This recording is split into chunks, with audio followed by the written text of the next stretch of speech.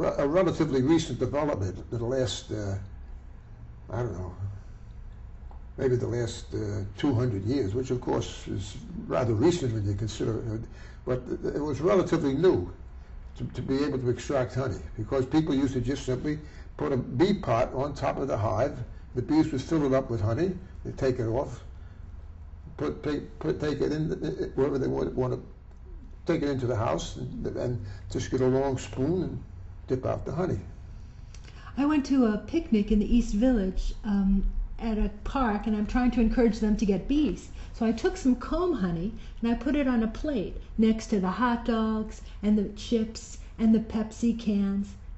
And that comb honey looked so beautiful. Yeah, it is. It is a beautiful. And if you look at the terrible thing, to just smash it's a marvel it apart. of construction. It is. It's a marvel of construction. I used to take bees out of buildings. In fact, that was very lucrative, to take bees out of buildings. And I once did a job in a church, and they got in between the walls, and they had what looked like walnut paneling or whatever it was, some kind of wood paneling or dark paneling inside the church.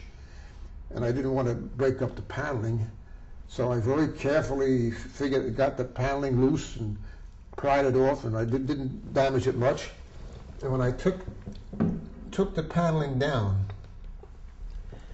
I couldn't believe my eyes. They had built comb honey in there.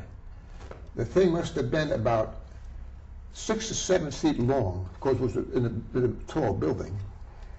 And it was a marvel of engineering. They had the comb honey, which was anchored on top, but along the sides, they had buttresses. Did you ever see a picture of Notre Dame Cathedral in France, where they have all those arches?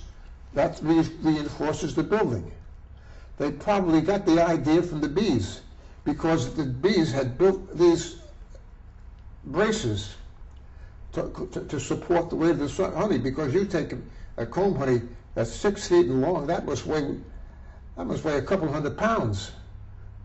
So they supported this comb by building. As soon as I saw it, that's where the French got the idea of the flying buttresses to support